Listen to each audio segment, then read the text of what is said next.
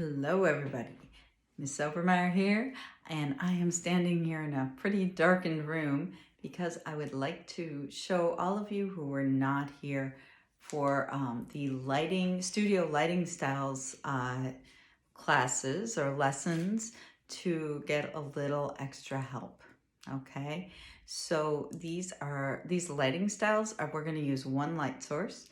And since you are at home, most of you, and you don't have studio lights to work with, you can use a flashlight. You can use a second phone because you need one phone to take the picture. Okay, but if you have another phone where you can use the flashlight on the phone, you could use that. You can also use things like, your parents might have a work light in the garage, okay, that has a reflector on it. That's a possibility. Or even like a desk lamp would be a good thing to use. All right, I'm going to use this little flashlight. It's pretty bright though. It's really bright. And if I want to tone it down a little bit, what I can do is take a Kleenex to diffuse the light. If you remember when we did the assignment on the properties of light, diffusing the light is when light goes through a cloudy density. Okay, so I have put this Kleenex and I've bloused the Kleenex out a little bit, so I'm just kind of holding it. You can also put a rubber band around it, but it makes for a little bit of a softer light. It's not quite as harsh.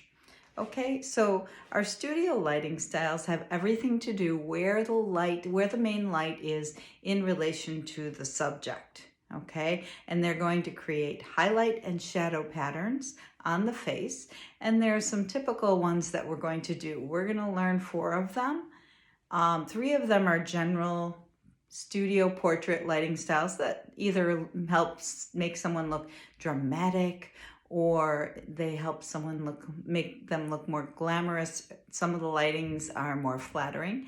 And then the last one we're doing is horror lighting, which is a specialty lighting that's really used for scarier things and for horror movies. Okay? All right. So the very first one we're gonna do, we're gonna take our flashlight, turn it on, and this very first one is called split lighting.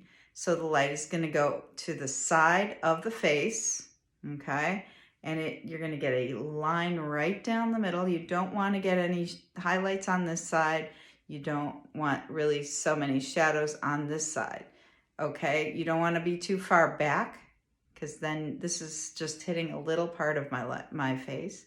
And I don't want to be too far back to get this dark shadow here either. So I'm going to move it forward. Okay, and yet try to keep it right down the middle of my face. Okay, this one is called split lighting.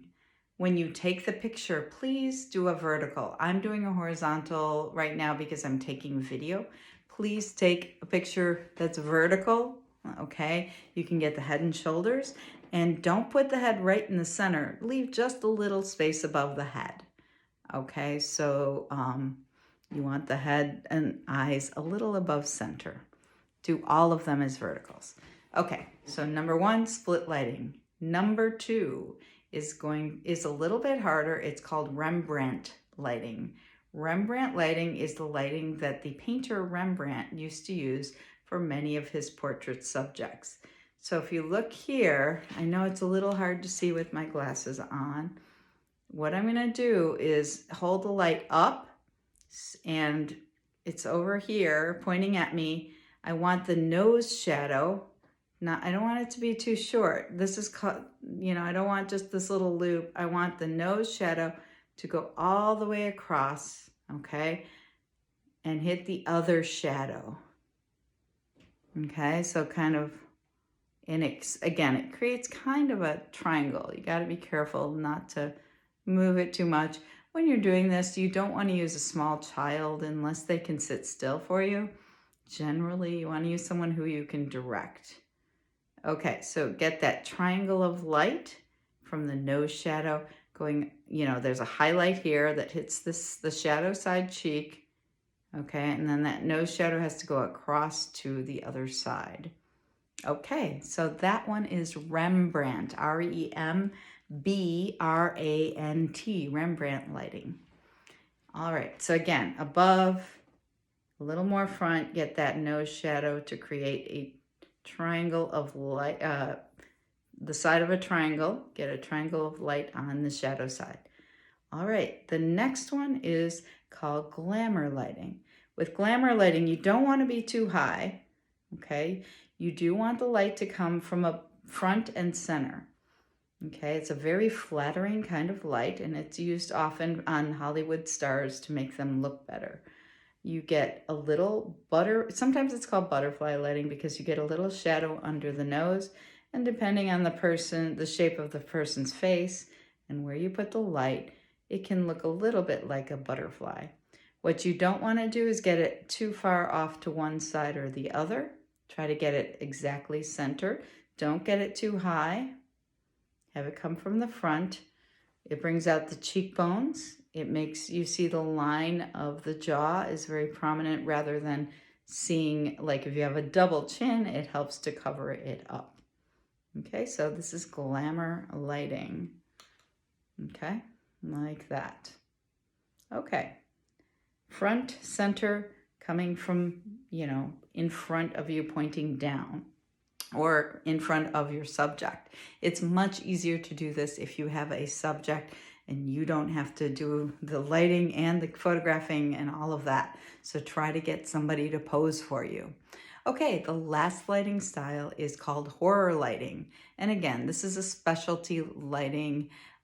It's not used in portraits unless you're trying to really make a statement. Okay, with horror lighting, the light is coming from below and casting shadows upward.